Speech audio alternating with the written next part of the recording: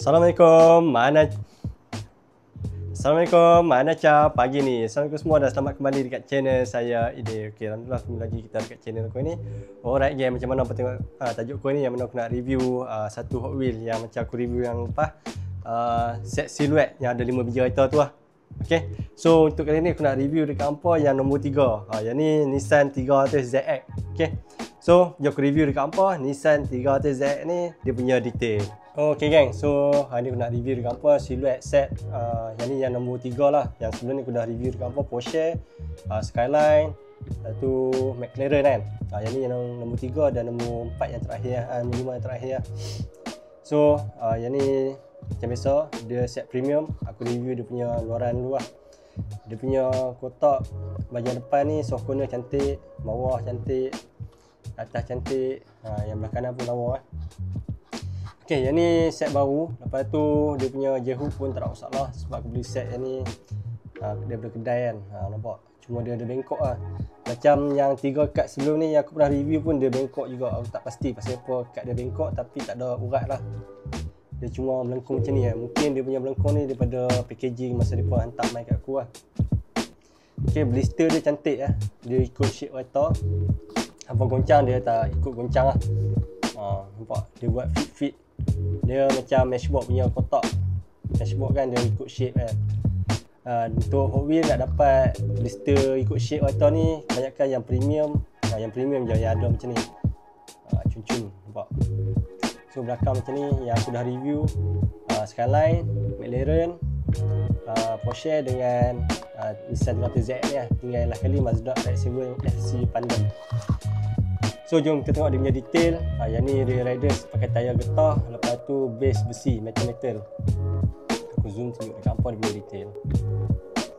Yang untuk atas ni aku tak kraken. Aku sayang lah. Aku nak buat collection untuk gantung. Aku tak buka lah. Kalau aku buka selalunya akan ada paint chip lah. So aku nak buat collection dalam kotak saja. Dia ada detail ni exhaust dah silap aku yang ni. Lepas tu ada livery Nissan nombor 25 ni macam racing lah.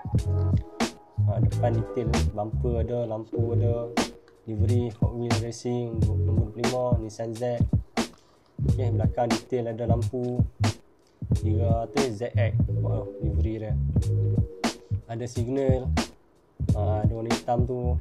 Spoiler besi kan, dia gabung dengan body sekali. Okay, so base bawah besi kosong. Nissan 300ZX GTS. Yang ni kata dia tayar getah. Dia punya rim ni aku rasa sama dengan rim yang mana rim Porsche. Bukan kan, dia sama rim dengan ni, dengan McLaren. Rim bukan. Yang ni rasa sama rim dengan ni ya. Yang ni Nissan Skyline. Okay, betul lah, sama dengan Nissan Skyline. Rim 5 batang, cuma yang ni dia colour hitam mati. Yang ni colour putih. Nampak? Sama rim dia. Aku rasa Hot Wheels dah kena upgrade dia punya ni ya. Kereta premium dia, rim pakai macam Pop Race ataupun Kaido House. Nama bawa premium kan. Ini premium tapi pakai rim macam ni, nampak dia punya excel lagi.